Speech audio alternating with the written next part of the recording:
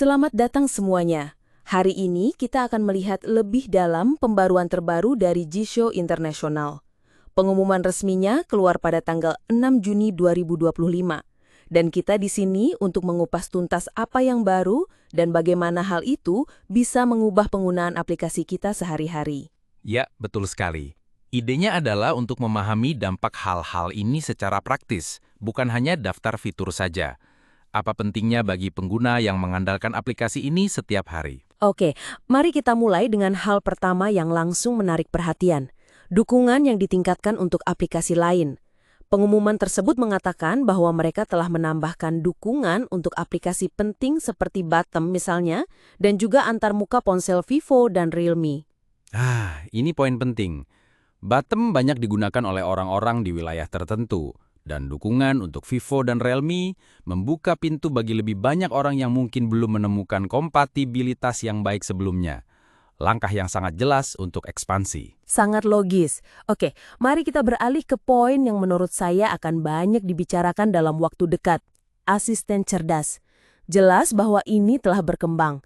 Tidak hanya membuka aplikasi atau mengirim pesan. Betul, ini adalah perubahan besar.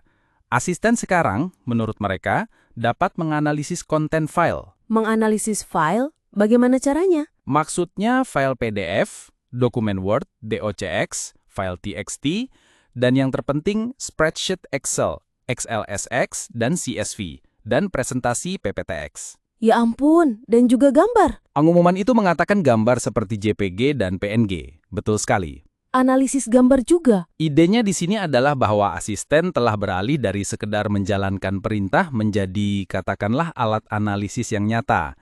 Bayangkan, saya bisa memintanya untuk meringkas file yang panjang atau mencari informasi tertentu di dalamnya. Ini menghemat banyak waktu dan tenaga. Betul sekali. Selain itu, mereka telah menambahkan fitur obrolan suara langsung dengan asisten. Oh, itu membuatnya terasa jauh lebih alami.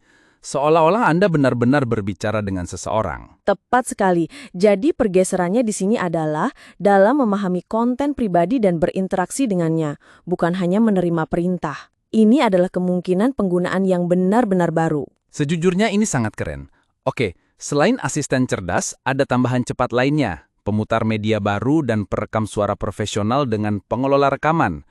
Dan sesuatu untuk mengubah teks menjadi suara khusus. Ya, mungkin terlihat seperti hal kecil, tapi saya rasa tidak. Jika kita melihatnya bersama-sama, mereka melayani gagasan untuk membuat dan mengonsumsi konten di dalam aplikasi itu sendiri dengan mudah. Pemutar terintegrasi berarti Anda tidak perlu pergi ke aplikasi lain untuk mendengarkan sesuatu. Dan perekam suara, ini untuk orang-orang yang mencatat atau bahkan merekam konten audio.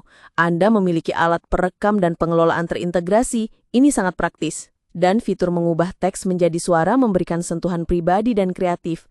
Jadi, kelompok ini saling melengkapi dalam hal konten. Saya mengerti maksud Anda, poin yang bagus. Selain itu, ada pembicaraan tentang peningkatan menu dan pintasan untuk membuat penggunaan lebih mudah dan lebih cepat. Dan juga, yang penting, peningkatan kinerja dengan aplikasi yang kita semua gunakan. WhatsApp, YouTube, Google Meet, Facebook, Telegram, daftarnya panjang. Dan ini adalah inti dari seluruh pengalaman. Tidak peduli seberapa mengesankan fitur-fitur baru. Jika aplikasi itu sendiri lambat atau macet dengan WhatsApp misalnya, itu tidak ada gunanya. Jadi, peningkatan ini memastikan bahwa fondasi aplikasi itu kuat dan stabil. Tepat sekali. Dan terakhir, mereka mengatakan bahwa ada panduan pengguna baru dan terperinci dan layanan VIP untuk pelanggan dengan detail tambahan yang tidak ada dalam pengumuman publik. Ini bagus. Menunjukkan perhatian pada dukungan, baik untuk pengguna baru yang membutuhkan bantuan atau pengguna lama yang ingin mengetahui semua detailnya. Oke, jadi jika kita ingin meringkas hal terpenting dalam pembaruan ini, tampaknya Jisho International berubah menjadi sesuatu yang lebih dari sekedar pembaca layar, terutama dengan lompatan dalam kemampuan asisten cerdas. Saya sangat setuju dengan Anda. Perubahan kualitatif ini, terutama pada asisten cerdas, adalah yang paling menonjol.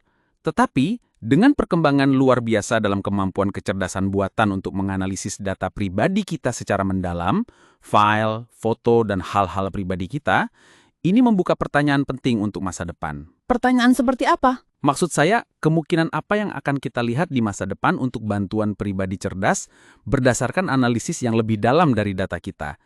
Dan pada saat yang sama, apa kontrolnya? Pertimbangan apa yang harus kita perhatikan dengan cermat mengenai privasi dan keamanan informasi kita dengan tingkat interaksi ini?